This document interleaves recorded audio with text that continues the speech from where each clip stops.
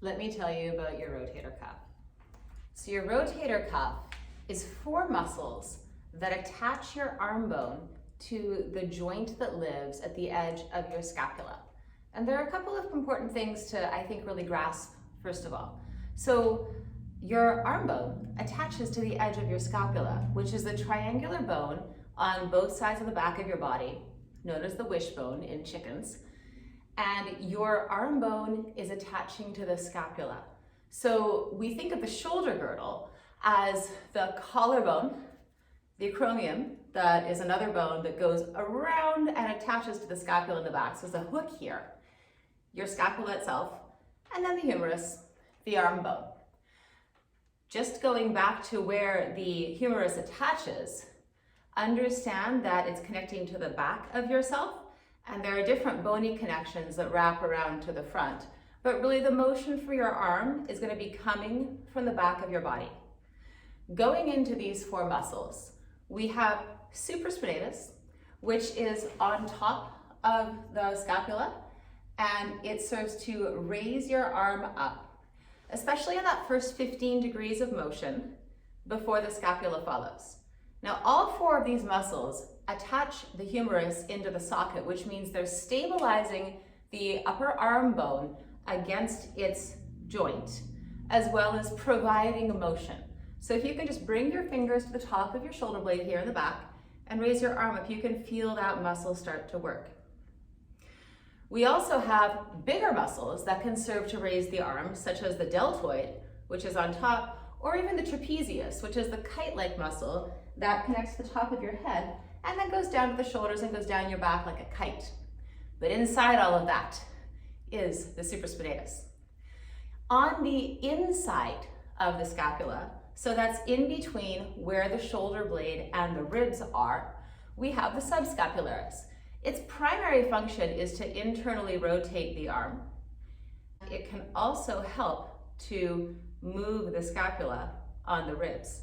So if you just turn your arm in and try to feel movement in between your shoulder blade and the back of your ribs, that's the subscapularis moving for you. Now, we also have Infraspinatus, which is on the outside of the scapula. It's a big triangular shaped muscle. Its primary function is to externally rotate the arm. So if you take one hand to the back of yourself and you try to get it kind of into the dimple here, you'll feel a divot, and then turn your arm bone out, you're going to feel your infraspinatus move for you. And then finally we have Teres Minor, which is a smaller muscle right around here that also serves to externally rotate your arm.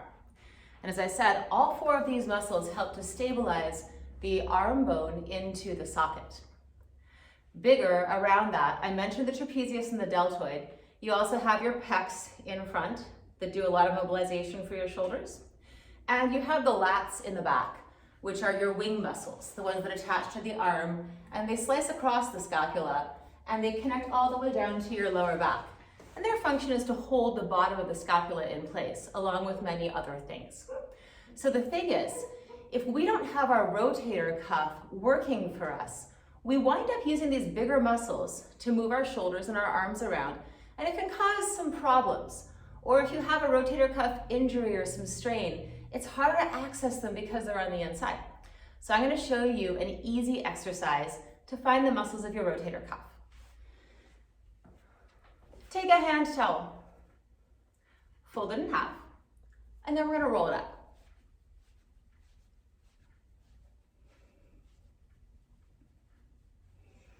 Saying this for the umpteenth time because it's important. The rotator cuff muscles help to stabilize your arm into the socket. So what we're going to do is we're going to place this rolled up towel into our armpit, and we're going to drop our arm down. And now lightly squeeze your arm into your ribs. You don't want to go super hard or else you're going to overshoot. These are small muscles, they're stabilizing muscles, so about 35% effort is going to help you stay in this experience. So just lightly squeeze in. You can feel some effort on the inside of your armpit, and in the scapula, you'll feel it kind of hug into the rib cage. Keeping that amount of effort, let's go ahead and just shrug the arm up and down a few times. So we can feel the scapula move on the back, and we start to feel all of these muscles become more aware of themselves. Bend your elbow to about 90 degrees and shrug up and down again. You can feel how a little activity in your arm helps you to stay in this experience. So now we're going to use our rotator cuff muscles in rotation. First of all, let's go and look at subscapularis. So take your free hand and place it just up against your forearm here. Squeeze into the towel, and then 4 times just lightly push that arm in. Keep the armpit active, lightly pulling down on the tip of the scapula.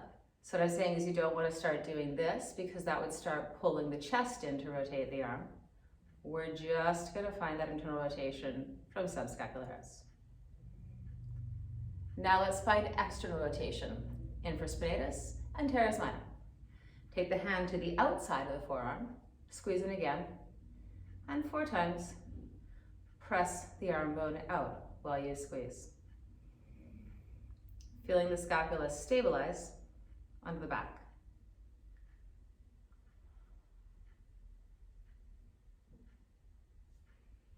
Good. Let the towel come down. Take a breath and see if you feel a difference. And then a fun way to test this is to move the arm you didn't move, and then move the arm that you engaged, and see if there's any more smoothness and confidence. If you have real differences in the range of both arms, you can also test one arm first, do this little sequence, and then test it again. I hope this helps. I'd love to hear how you use it in your practice and with the people who come to you. I'd love to hear how you use it in your practice.